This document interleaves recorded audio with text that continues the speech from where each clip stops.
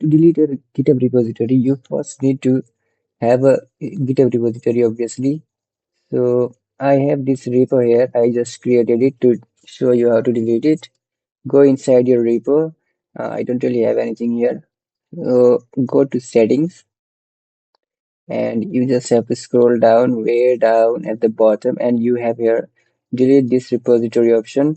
You do need to know that once you delete this repository, you can't undo it. You can't control Z it like as you can do in normal operating system. You can't undo it, so do keep in mind. So click this button and click this,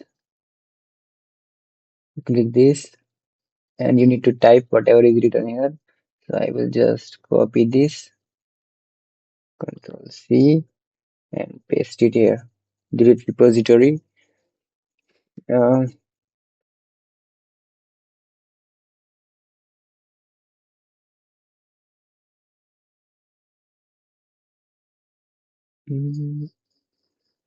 and confirm this.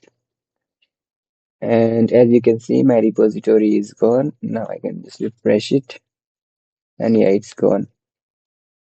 So this is how you can delete your repository. Now I can't undo it. It is gone forever.